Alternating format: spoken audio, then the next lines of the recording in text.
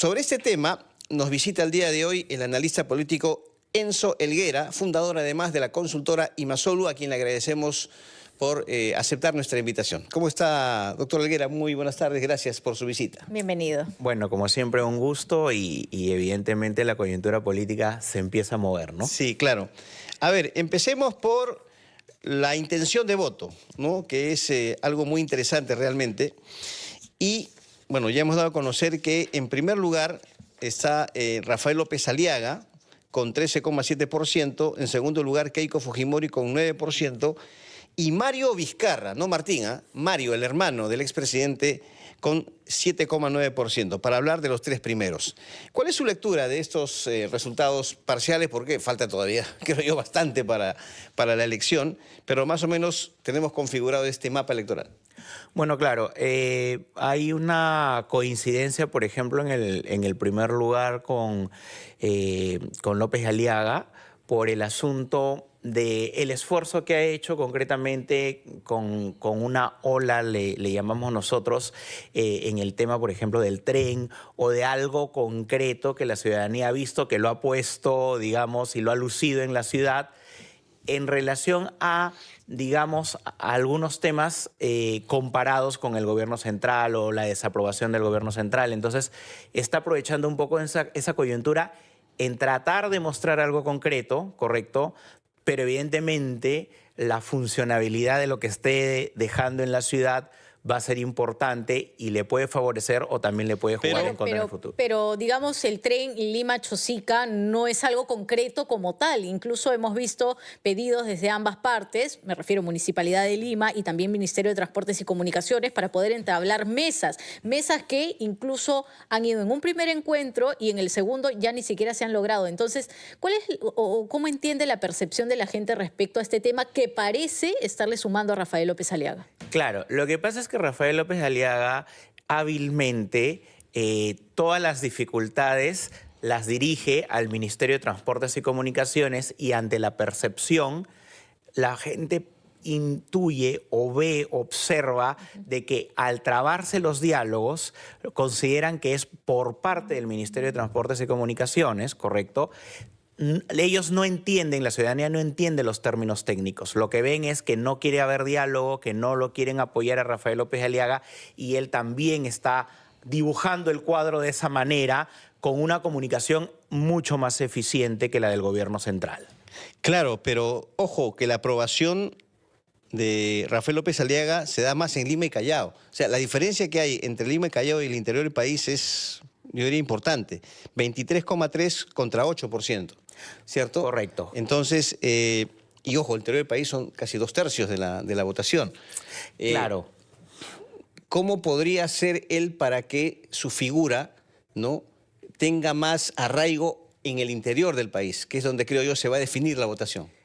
Mira, en Lima y el Callao juegan dos factores importantes. Mientras en Lima, el tema de la postura del tren, la ciudadanía que se beneficiaría del tren le da su voto abiertamente a aquellos sectores que están, digamos, más lejanos, es decir, pegados o incluso en los cerros, no le dan la votación porque no sienten el beneficio directo. En el caso del Callao está el factor del alcalde provincial que le suma un gran colchón electoral, estoy hablando de Espadaro. Pedro Espadaro. Correcto. Entonces, la aprobación de Pedro Espadaro y quien además en discurso y todo ello se ha sumado, digamos, no solamente al partido, sino también en discurso político, entonces lo ayuda allí. No ocurre lo mismo en el resto de las regiones, porque en las regiones influenciaría, por ejemplo, que el tren esté en funcionamiento, porque van a haber una medida concreta y podría haber un tema aspiracional, pero hay otros temas de las regiones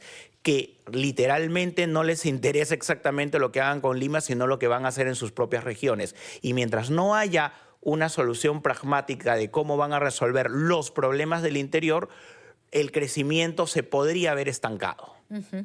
Bueno, y otra de las preguntas, para ser exacta, la número 8, que señala, ¿no? ¿Por cuál o por cuáles de estos candidatos usted definitivamente no votaría para presidente de la República? Y ahí te pido tu lectura, porque la primera, digamos, en la lista, más allá de los porcentajes, es Keiko Fujimori, Fuerza Popular, César Acuña, Alianza para el Progreso, figura tercero Vladimir Cerrón, de Perú Libre, Rafael López Aliaga, Renovación Popular como cuarto, y luego otras personas.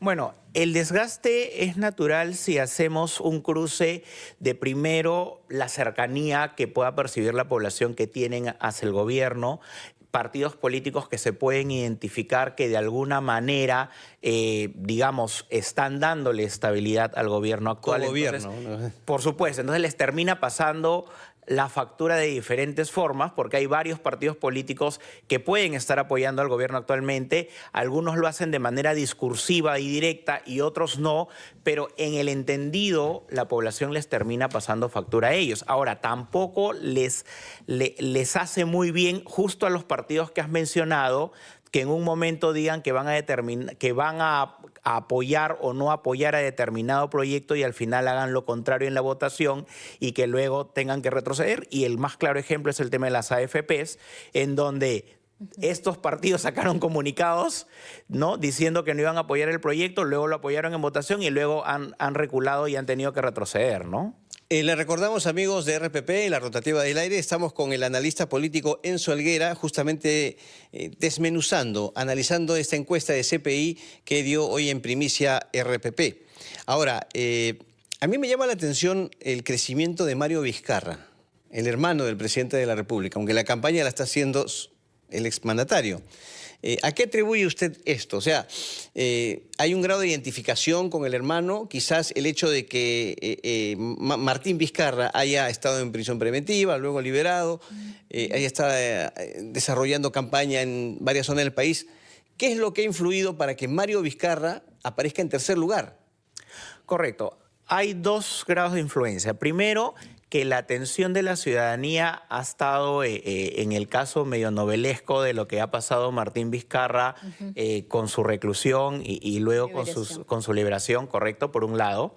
Ha tenido una mayor exposición y en segundo lugar está el factor de llevar el apellido y que Mario Vizcarra también ha estado dando entrevistas en diversos medios de comunicación justo en ese momento. Es decir, la población ha entendido de que primero lo han conocido quizás por primera vez en un medio de comunicación, pero en segundo lugar empieza a atribuirse o empieza a transferirse el tema de la simpatía de un grupo de electores que es importante en relación a Martín Vizcarra. Entonces es un poco más fácil sumar este tipo, digamos, de votación. La transferencia nunca va a ser del 100%, siempre va a ser de un porcentaje del 50% a menos, ¿no? Pero va Ascenso más que nada, digamos, en la línea de que sí están ubicando o sí hay un porcentaje que ubica a Mario Vizcarra, no que se estaría generando quizá una confusión al interior del país, y esto lo he visto muy poco, pero algunas personas con, por ejemplo, pintas de M.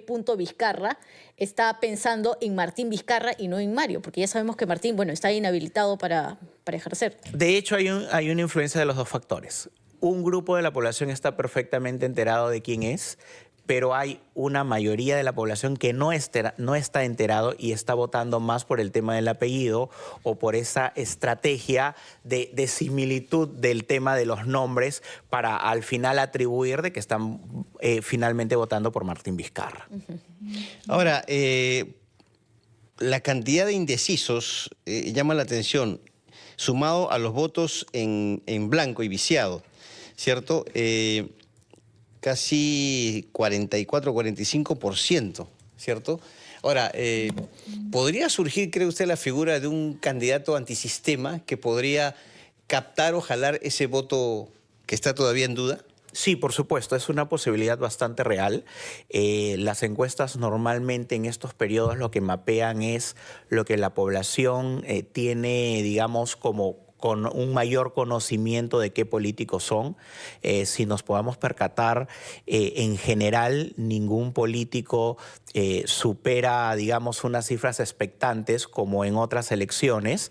Eso quiere decir que la población o que el candidato, si por ejemplo se mantiene en el porcentaje actual, puede empezar a armar un techo político respecto de la votación que tiene y la posibilidad de crecer.